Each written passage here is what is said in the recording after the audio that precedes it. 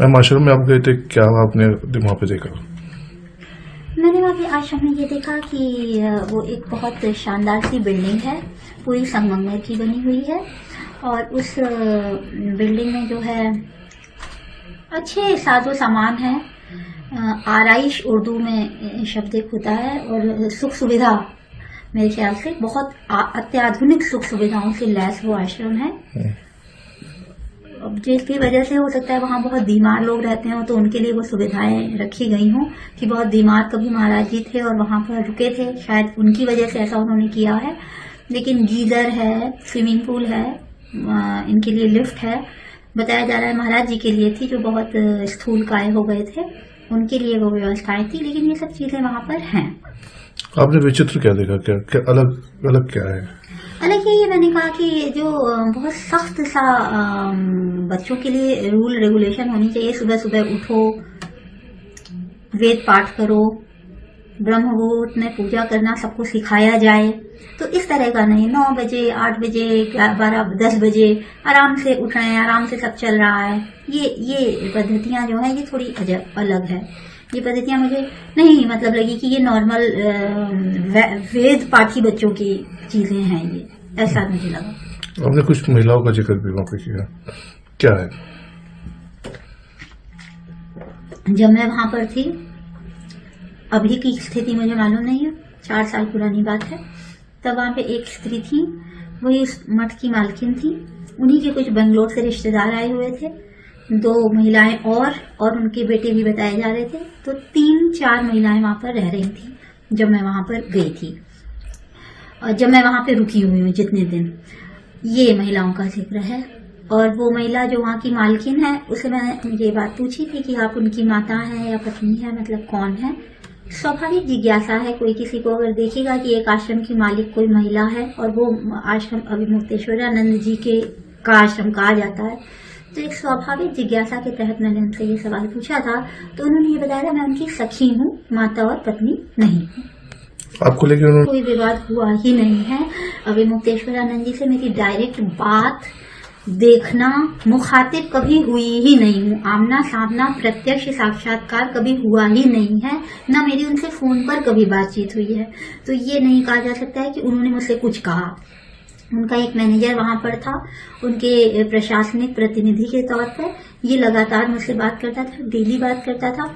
तो ये तो चाह रहा था मैं और रहूं, क्योंकि उसको ये फायदा हो रहा था कि ये कभी ना कभी कोई ना कोई फेवर फाइनेंशियली ले रहा हो, छोटे मोटे कहीं बिल है वो देने हो, कि भाई बहुत छोटी, बहुत ही माइन्यूट बात की सब लोग पूरा आश्रम आज आइसक्रीम खाएगा, भूमिका जी पेमेंट करेंगी, इस तरह की छोटी छोटी जो बातें हैं, इस तरह की पेमेंट लगातार मैं कर रही थी। तो उनको लग रहा था जैसे कि ये तो मतलब अच्छी ही है, कि ये तो एक सोने की मुर्गी है, ये तो रोज ही अंडा देगी सोने का, तो इसको तो ना जाने दो, एक दिन में क्यों काट दिया जाए इसको। तो उनका तो ये बहुत ज्यादा मन था कि मैं रहूं, उनके ये प्रयास थे कि यहाँ आपको कष्ट क्या है, आखिर आप क्यों जाना चाहती हैं। तो मैंने कहा मुझे अपने घर की याद आ रही है, मैं अब तड़प रही हूँ अपने घर में जाने के लिए, मुझे अच्छा नहीं लगता है कहीं और बहुत ज्यादा देर रहना। मैं घर की एडिक्टेड प्राणी हूँ, मैं होमसिक हूँ। तो बहुत दिन हो गए, वैसे भी मैं अपनी लेखनी के लिए जितना प्रयास कर सकती हूँ, कठिनतम कठोरतम, वैसे ही मैं कर रही हूँ। मेरा इतना भयंकर समय यहाँ मैंने लगा दिया है। मैंने उसके लिए 5 उपन्यासों का मटेरियल जोड़ लिया था 2 महीनों में। तो मेरा वहां रहने का कोई औचित्य बचा ही नहीं था। मुझे खुद बहुत बेचैनी थी वहां जाने की। उनसे मेरा कोई विवाद अगर वो कह रहे हैं तो उनसे आप पूछिए कि आपकी मेरी कहाँ बातचीत हुई है। ये है। और जो है कि ये व्यक्ति जो है थोड़ा सा इसका आचरण जो है ना, जो इसकी भाषा है, उसने कभी हाथ नहीं पकड़ा या ऐसा उसका कुछ नहीं है, लेकिन उसकी जो भाषा है कि देखिए हम लोग पुरुष हैं, हम लोग बाहर रहते हैं, परिवार से दूर रहते हैं, हमारी भी कुछ आवश्यकताएं, तो ये जो उसकी लिजलिजी बातें हैं ना, ये मुझे पसंद नहीं आ रही थी। तो मैंने बल्कि ये बात कहा कि अगर आप उनसे कुछ भी अब इस तरह की बातें करेंगे ना, तो फिर मुझे कहीं ना कहीं ये बात कहनी पड़ जाएगी। अब उसे वो इस तरह कहते हैं कि वो कह रही है कि वो लांछन लगा देंगी, ये कर देंगी, वो कर देंगी। अरे यार, मैं सच बात ना कहूँ, मैं कोई भी बात सच ना कहूँ। एक वो शास्त्रीय श्लोक है ना, सत्यम ब्रूयात प्रियम ब्रूयात अप्रियम सत्यम ना ब्रूयात, यानी कि आप सच ऐसा बोलो जो प्रिय हो। तो ऐसा सच है ही नहीं, वो सारे प्रिय अप्रिय सत्य हैं। जो कठोर हैं, कड़वे हैं, सच हमेशा कड़वा होता है, तो कड़वे सच हम बता दे रहे हैं, तो उनको दिक्कत आ रही है। तो अब आपको दिक्कत आ रही है तो मैं इसमें क्या कर सकती हूँ? मैं कोई सरकारी नौकर नहीं हूँ, मैं कोई मंत्री के या राजनीतिक पद पर नहीं बैठी हुई हूँ, मैं किसी की EA PA CA नहीं हूँ कि मुझे कोई भी फेवर चाहिए होगा। सादी सी मेरी जिंदगी है, सादी सी मैं किताबें लिखती हूँ, ना मैं किसी से लेती हूँ कुछ, ना मैं किसी को कुछ दे रही हूँ। बस मेरा एक काम है, ईमानदारी से कुछ अगर मेरे दिल दिमाग में आए तो लिखना, ये मेरा काम है। तो इसको ईमानदारी से करने या ईमानदारी से इस बात को बोलने में भी अगर आप लोग अंकुश लगाएंगे तो ये कैसे होगा? हम दुनिया के सबसे बड़े लोकतांत्रिक देश में जी रहे हैं, इतनी स्वतंत्रता तो एक लड़की को मिलनी चाहिए।